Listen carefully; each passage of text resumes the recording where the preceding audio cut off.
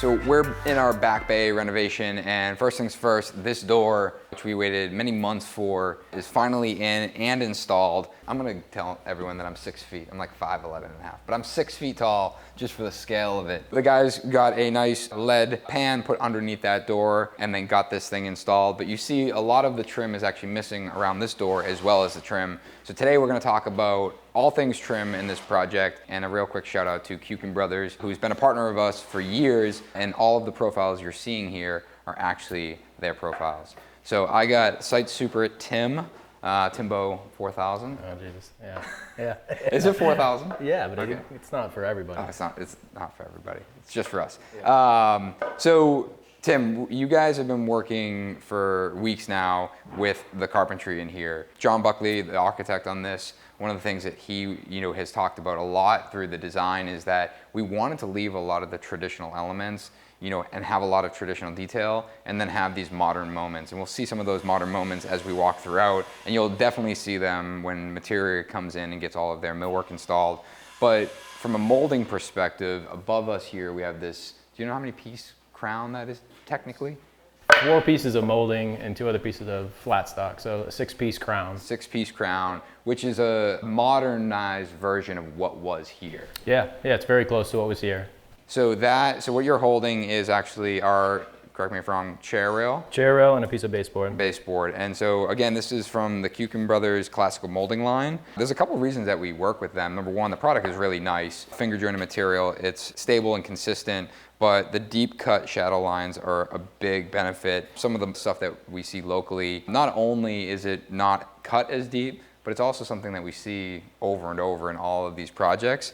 So beyond the quality of it, we also like the fact that it makes us a little bit different. So we actually, kind of proposed using this early on with John Buckley, and he's designed everything around that. Yep. So talk to me a little bit about what we got going on here from a carpentry perspective. So behind you, some of the paneling, like you said, you got the 7-piece, 6-piece crown. Yeah. And then behind us, we have the paneling. And this was debatable, what we were going to use for substrate and how we're going to make this look like old paneling and kind of get the quality right now. So this is combo core substrate, combo core 1/2 inch on top of that, and then Kuiken moldings on the face. So I like what you said, to make it look like old paneling, because one of the more cost-effective ways to do it, and you're seeing a lot, in maybe spec type homes, is they're basically taking a piece of molding and just building a box and applying it to top of plaster. Now the reality is, standing back, you might think it's the same. You could paint the wall the same color and just have this profile, but what this does is gives it the extra depth that you might not necessarily know unless you're talking to someone such as Tim, who just pointed out the fact that this right here is actually a 1/2 inch deeper than this face with that build out, which gives it that really, like you said, old paneling look. Yeah, and it's kind of built that way. It is paneling the way we built it versus applied moldings, right, like you were describing. Combo core is something that we use a lot in our millwork because it has a plywood core and then faced with MDF. So the nice part about that is solid MDF is oftentimes difficult from mechanical fastening and screwing together. It's also really heavy, where the plywood gives it a little bit more structure for screwing it together. But what was your main reason for using that specific product? I consider it like a paint grade, and it's definitely stable. The plywood is stable with that veneer on the face of it. So you get all the benefits of MDF and also the benefits of plywood in one piece of wood. Tim, and it also came in 5x10s, which was super important for this, was to eliminate any of the seams inside these large panels. You cut right to it. I was gonna, no, that's perfect. I was gonna ask you, what about seams? Yeah. So a lot of people ask, but here there's a seam. So there's not a seam necessarily there. I was wrong. In the other room, we did just that. We applied the 3/4, and then we did clean strips for everything else. It had the seams line up. And here we cut U's. So we minimized the seams. So the seams are kind of in here, and in here, and behind this chair rail. So what did you do to prevent that seam from ever being an issue? We did everything in the world we could. We tried everything. We have dominoes in there, there's lamellos, there's regular biscuits. Yeah. There's screws, there's Craig screws. We did everything we could. Cool. I wouldn't say we started and ended with the same, method. Yeah. But I think we had the same result. So talk to me a little bit about the 6-piece crown molding. If you were to take off the moldings, you would be left with like a beam almost, like say a 5x5 box. and then it's essentially just a piece of crown and a piece of crown below and above that box, and it lands on like a ceiling surround. So if you remember kind of when we first started, it was sort of like this, except what was here was a plaster detail. There was no wood. It was a huge plaster crown molding. The plaster is so interesting too, you know, where like there's people, especially in Boston, that still do that traditional plaster molding, and it's beautiful. It's unfortunate that we couldn't save it, but the reality is it wasn't nearly as flat or as true as what we have now. You know, working with guys like Colby at Trowel, you know, this ceiling's dead flat. So, you know, which makes a huge benefit to when we're installing trim, you know, we're not really working with, you know, huge discrepancies. And all said and done, once this is installed, you know, the painters, they did a fantastic job. Shout out to Cosmos. They're wrapped up, but all of this trim, you know, it takes a lot less prep to make beautiful, and you're really getting to see the fruits of good carpentry. Jumping down to baseboard here. So this is a one-piece baseboard from Kuiken, rather than a applied cap, but they do also offer this as an applied cap. So if you wanted to change the height to a different height that, you know, might be outside of their traditional molding, but here we were able to utilize a one-piece base. But Tim, talk to me a little bit about what you got going on with the outlets here. Yeah, so what you see is actually a recessed outlet. So the outlet will fit in there, and then the plate will be completely flush with the face of the base. We were always planning on doing baseboard outlets, and then bringing them in flush was kind of the next step. Yeah, so a few of you guys had asked, does that meet code? We've never had an issue with baseboard outlets. We've done it quite a bit. There was concerns that the height, it needed to be a certain height. We haven't seen that. Obviously ran this by our electrician. I've also seen them in floor cavities. It's more about how often they are on the wall, so you don't have long extension cords. This right here is actually a tool that we found on Instagram. I think it's made by Flush Tech, and they've been great. They give you a whole jig setup that basically walks you through step by step on how to accomplish that. As we've done all of these and got these prepped, what would be some advice that you could offer to someone that might use a product like that? I'd say figure on the time that it takes you to route something like this and times it by 3. Sure. It takes a long time. You think it's just, you know, putting in a piece of base, marking your outlets, bringing it to the table and routing it and bringing it back. It's not more complicated than that. It just takes a lot longer than you think. Yeah, especially for a good quality result. Yeah. Because, you know, if you were to do a traditional box, this opening doesn't have to be super clean. Yeah. It gets covered by a plate. You don't have that option here. So Tim, talk to me a little bit about your thought process when it comes to installing floors after trim. I don't have an issue doing it one way or the other. My preference for the sequencing of a job, I really like to do all the trim painted first. This baseboard, kind of the plan and the sequence, this baseboard gets painted again, and the walls get painted one more time. So you're factoring for the floor guys kind of coming in and, you know, leaning things against the walls, digging up your base as they install flooring, but the rest of the trim is completely done. Versus kind of the alternative base on top of flooring, which kind of, now you split your finished trim, you know, 2/3 done, and then you gotta come back to do the base and scribe everything in, which I really don't like. Sure. So this one, we sequenced it. Flooring is going in after painted baseboard. It's interesting because this, I think, comes up on every single project. And I think about, you know, our ComAv project where we actually installed the floors before we even plastered in there because of, you know, exactly that. We were putting baseboard on top, and that baseboard was flush with the plaster, and it was just, it's always a sequencing issue. The biggest question that comes up is, well, what about expansion?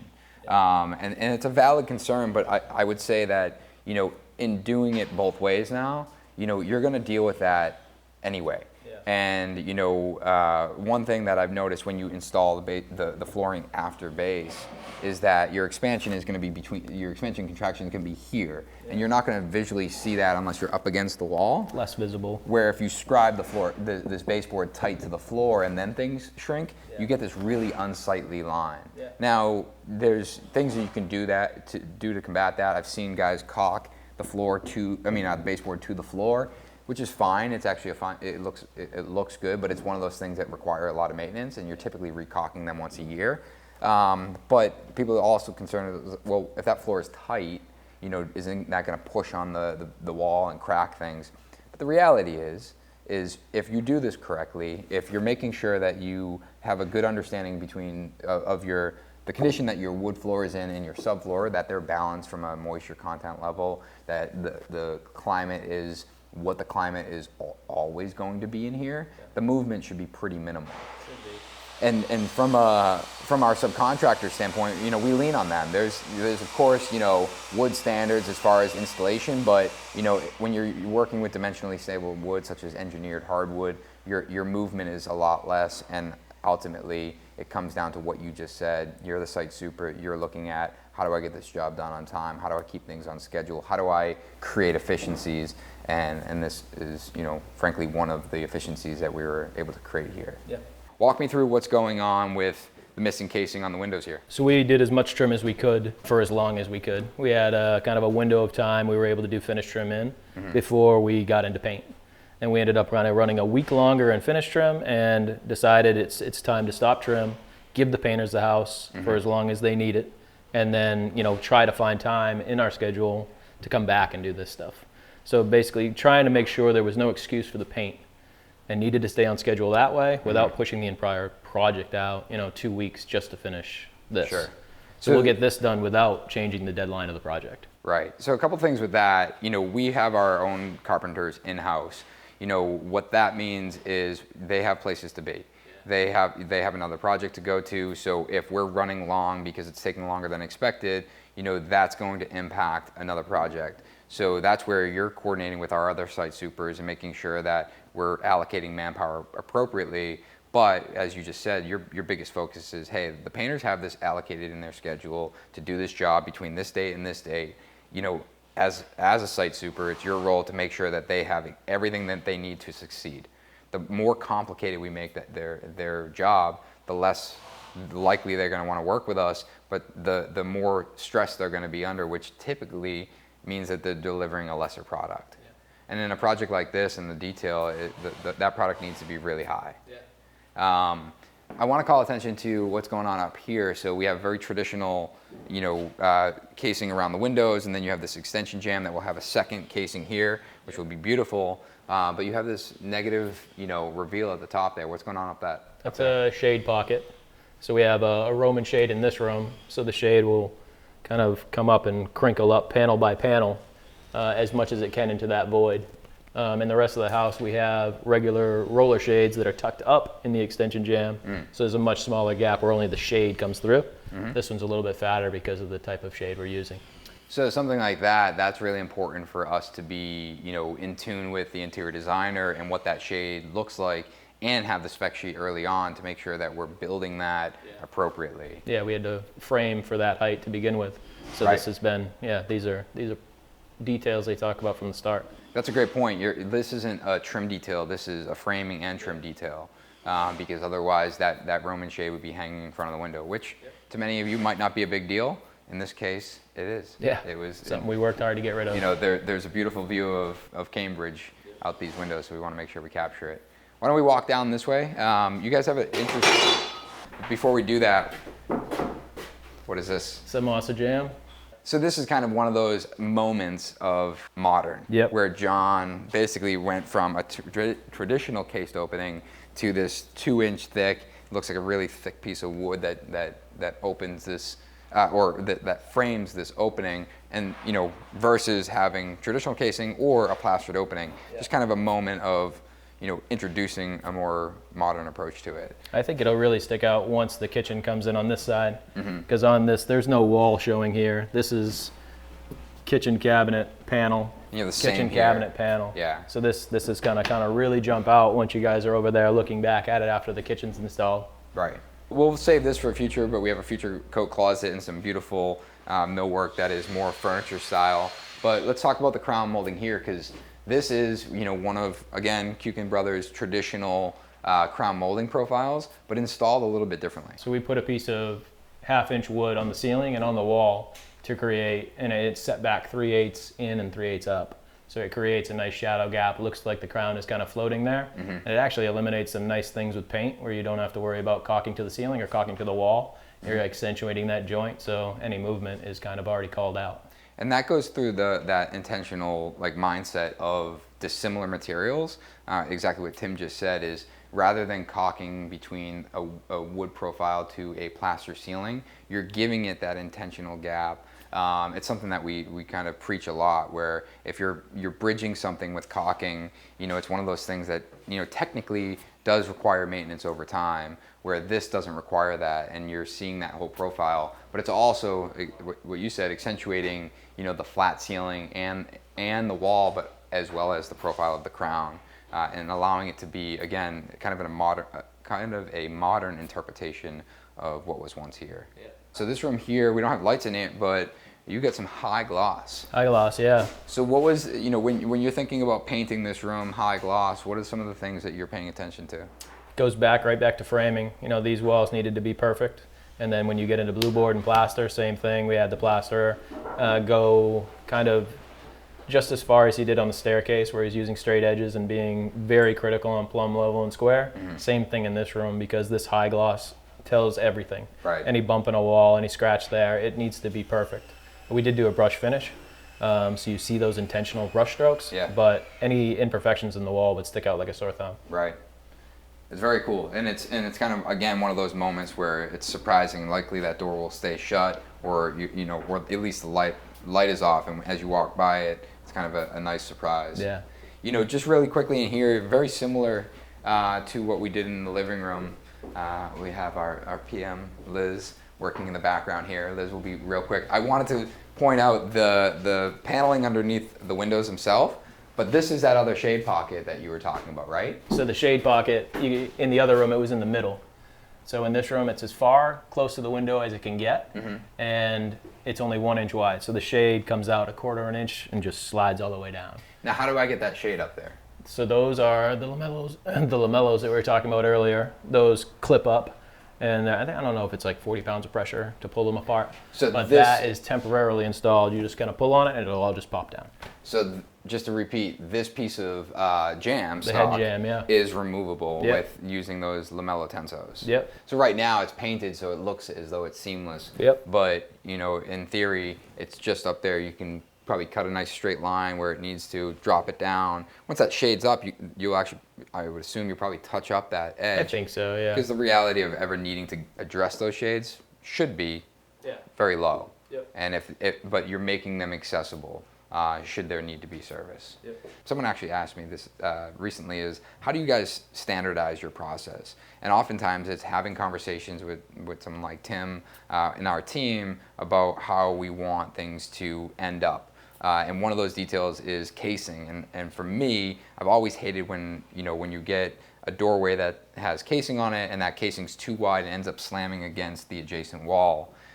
So you guys came up with a great detail downstairs. So down on the lower level here, Tim, so this right here is our casing, and this is full width, right? Yep. So full width casing, again, Kuiken Brothers profile, but you can see that we have a nice gap here where the baseboard tucks in. Before anyone points it out, this baseboard is loose because we have some work to finalize over there. But what's nice is that baseboard passes the plinth block down below. But we don't have that condition in this room here. Right. So as we walk through this door, the hallway actually gets a little bit more narrow. And this right here is a different profile. Is that, I guess, let me ask the question, is that a different profile? It's the same casing. We just had to modify it. So this actually became like a 3-piece casing.